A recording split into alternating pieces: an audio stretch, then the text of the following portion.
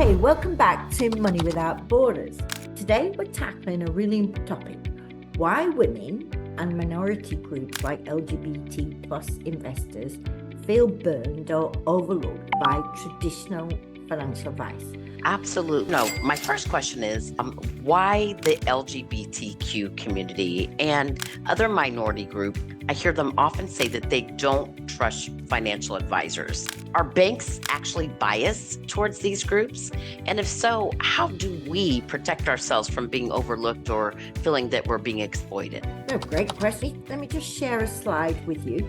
Basically, because the industry was originally created in the late 1800s, right? So it was very misogynistic. It hasn't changed very much. Hey, welcome back to Money Without Borders.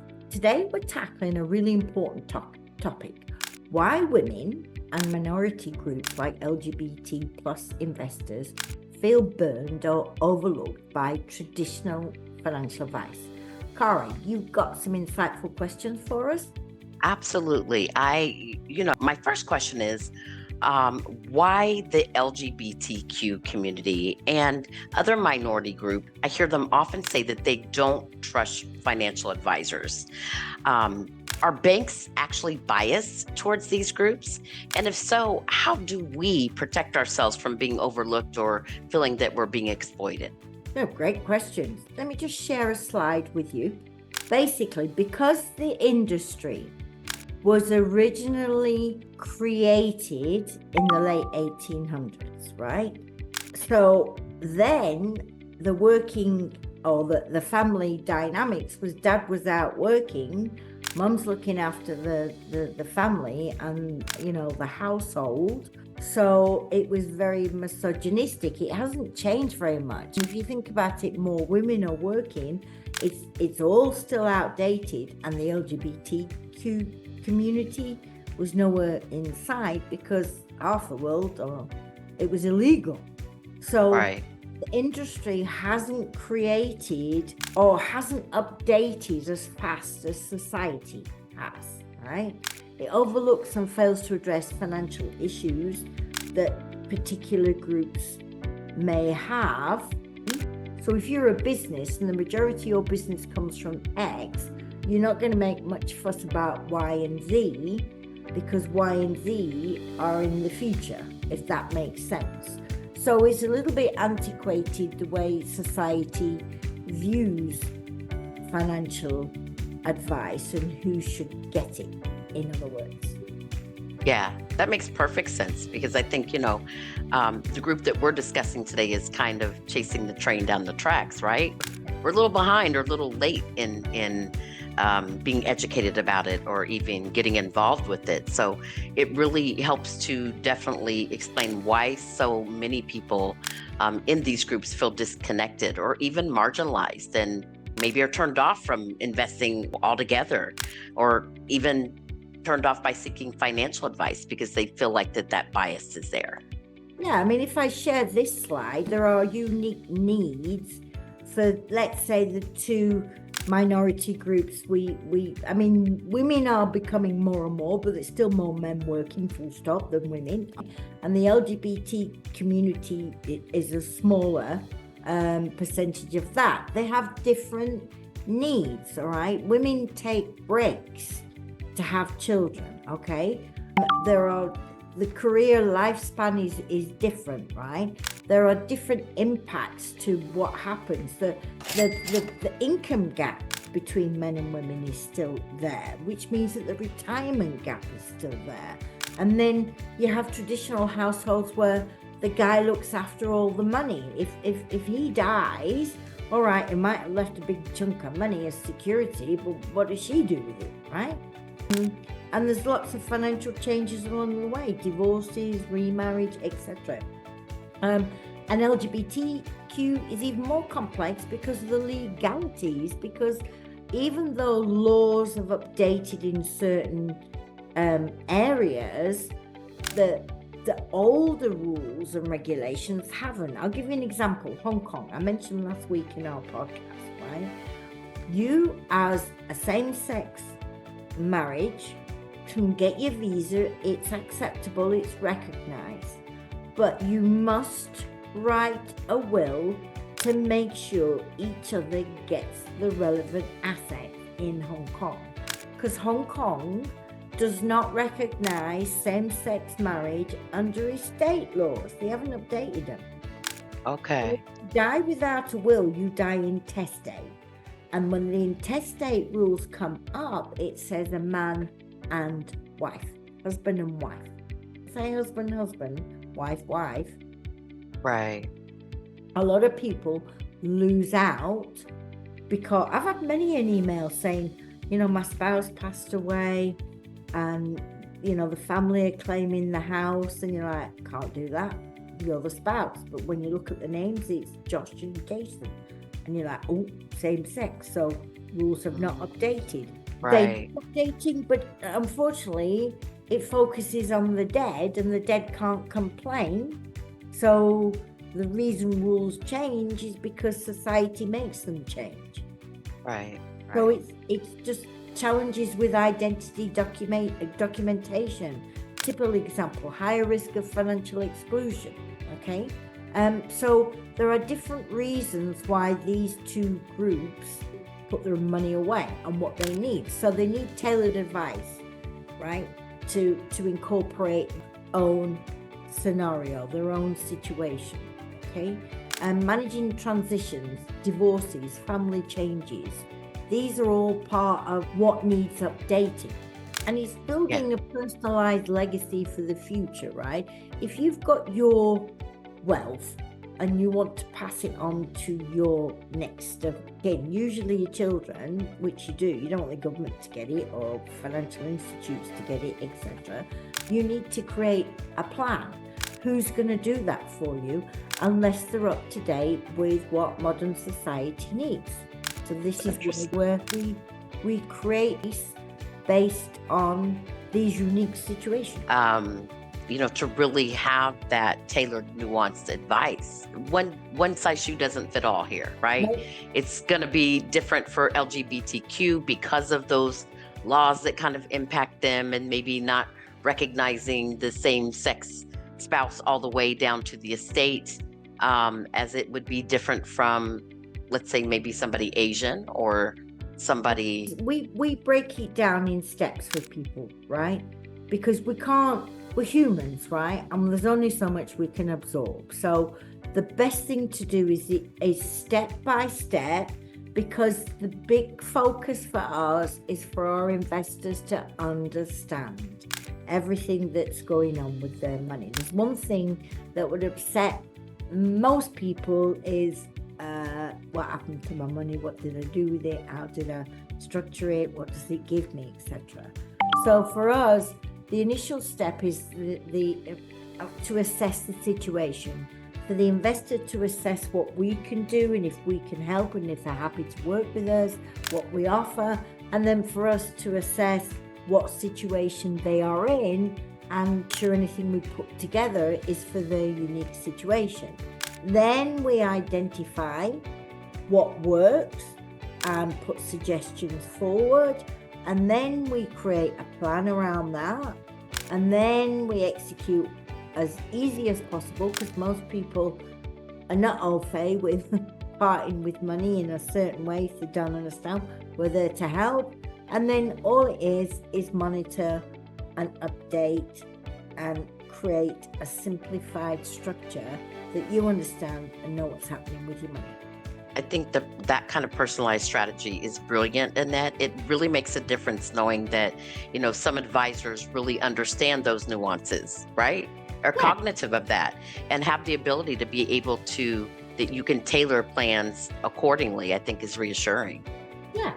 I think, because not everybody's situation is different. I mean, you could say the same of the standard family, right? Right. Certain blocks and I'll give you an example for society, right?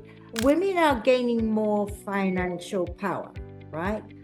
But the world doesn't know what to do with that, especially the men. Okay, so she got more money than me. What does that mean, right? So, right. And not everybody finds it empowering.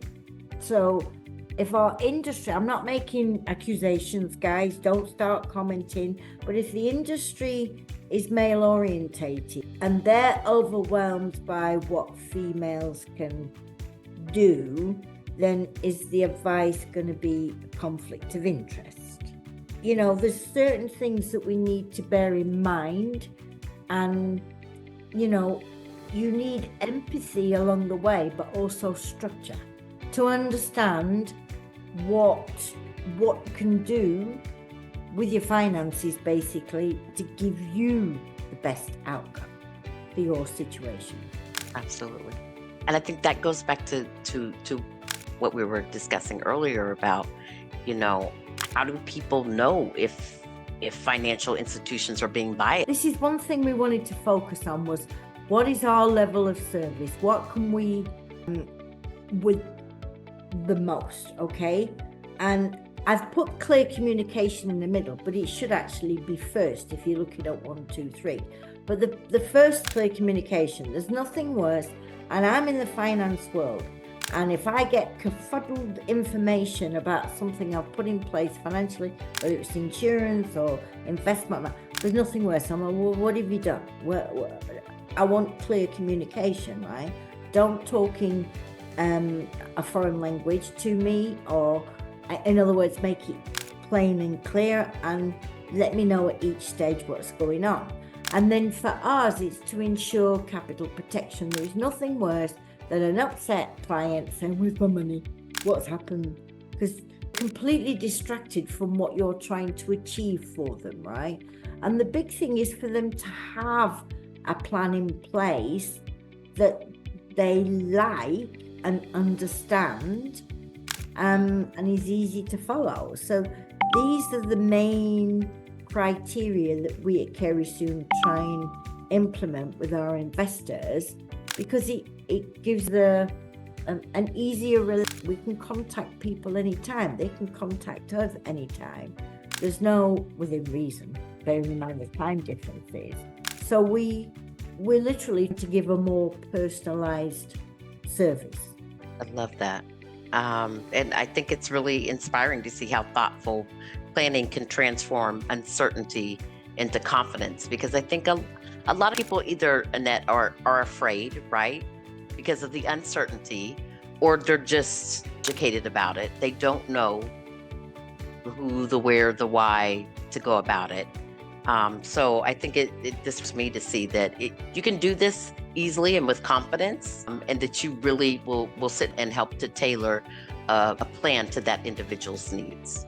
Yeah. I think it's great, because, like I say, one size doesn't fit all for advice. One size doesn't fit all for investments. I've got investors who are, you know, got long term with me, short term, somewhere in the middle, be able to, you know, I think everybody's on WhatsApp, or, you know, phone call, conversation, you know, quick message. Thank goodness for technology to a certain extent this day and age, or AI, should I say.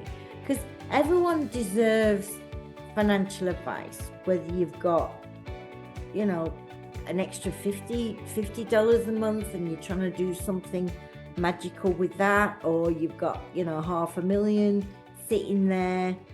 But it's understanding you're doing with that money, and what it's doing for you, and how it's looked after. Right. It's like, it works. If you were, excuse me, my dog's going off on one. Shh. If you gave your daughter to a babysitter, right? Same principle. You need to make sure the kid's safe, what you're paying for, what your return is, etc. It's somebody babysitting your money for you, and what it can achieve. I love the fact that passive income is the ability to invest, but also get my money back quickly too. Correct. I've always been real nervous of just investing in something, Annette, and just leaving it there for years and years on end. I feel like I have to babysit it. It doesn't make me feel comfortable, because I just wonder, like, what's happening with it, and what's going to happen with it, and why does it have to sit there that long for it to do anything is my other question. Yeah. Doesn't make sense to me. These are also the old time contracts, right? So for example, a pension plan. Well, it's a different, it's a special type of trust. So there's not much you can do about a pension plan. But most people with a typical pension plan do not babysit their own plan. They put it in and they just leave it. They pick their initial choice of investments and then don't do anything with it, right? So whether those choices are good or bad over time, you'll only find out at the end, okay? Right. And there is a way that you don't have to micromanage. Passive income basically stops you the need to micromanage your money. You have a fixed income coming in, right? And as you put more in, the income can go up, it can compound, it's for short periods of time, but what you put in is also safe. That's what a passive income structure should look like. Okay. And how to give yourself some sort of peace of mind and reward for the hard work you've done to get this money together. Absolutely. And it shouldn't be left to the banks to give you a piddly 2, 3, if you're lucky, 4%. Exactly. Yeah. I see people that are conscious of that and thinking, why would you leave your money sit in a savings account? What is the interest is what, 1%? Do you know how long that money would have to sit there for you to generate anything from it? It just doesn't make sense. So because it would die, because the cost of living, so a cup of coffee, I mean, the government says 4% across the globe, right? A cup of coffee has gone up, say, 8%, right? Your bus fare's gone up 6%.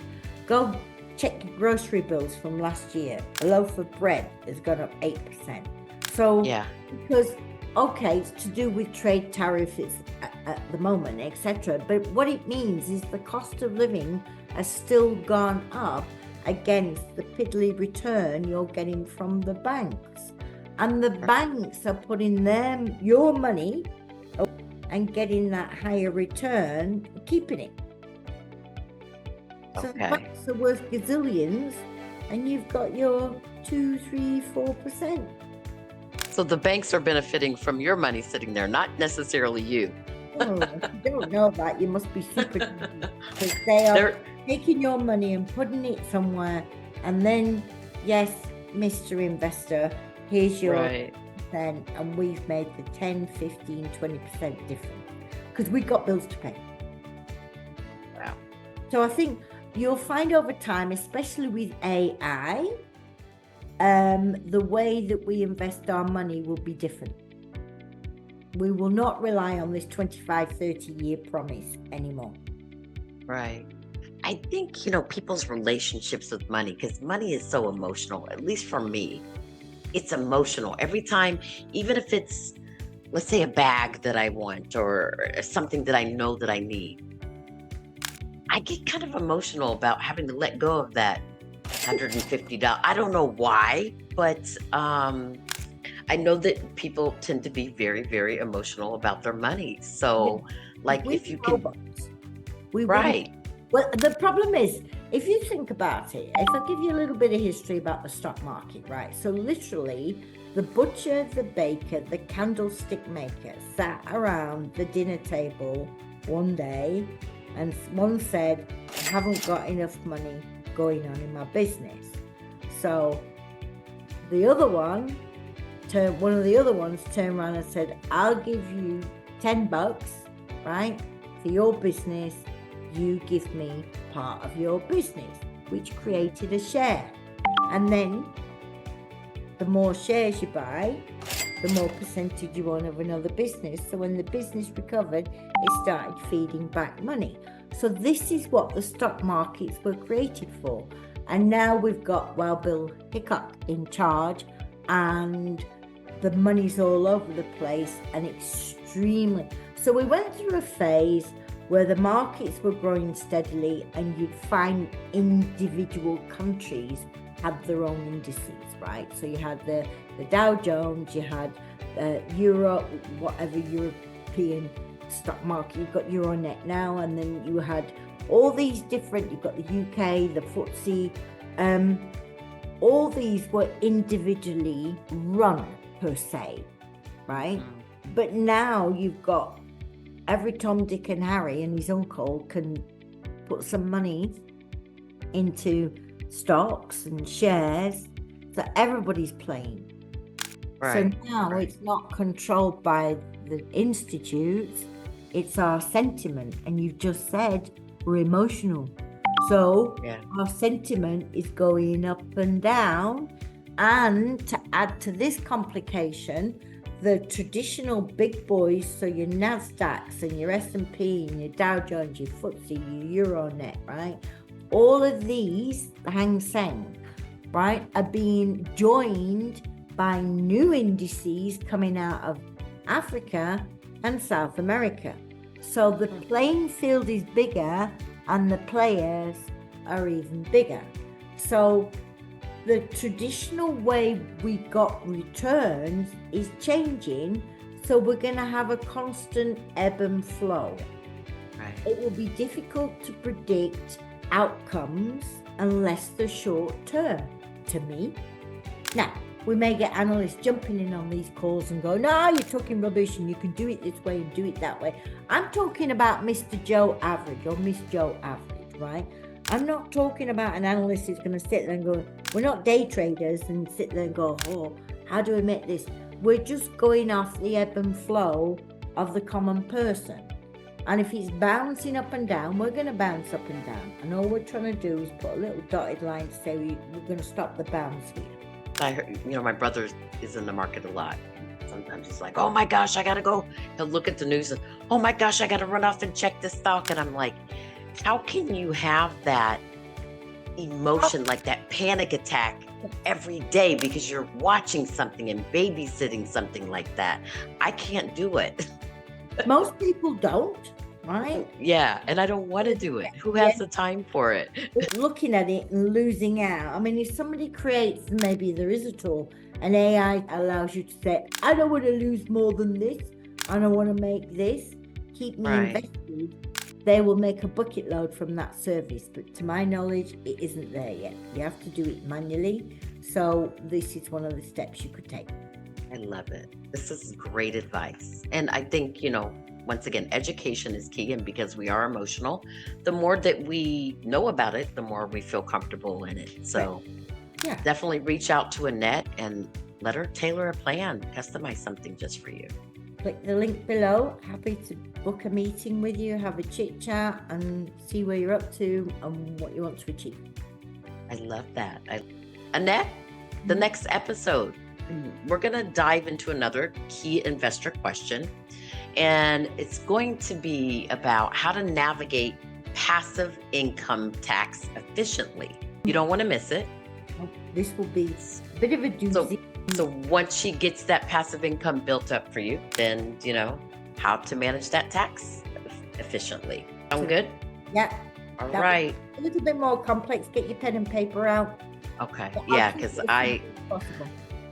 taxes make, anytime I hear tax, I don't know, check out, but I need to know. So I'm looking forward to it. Everybody gets nervous about taxes, especially when the government's threatened.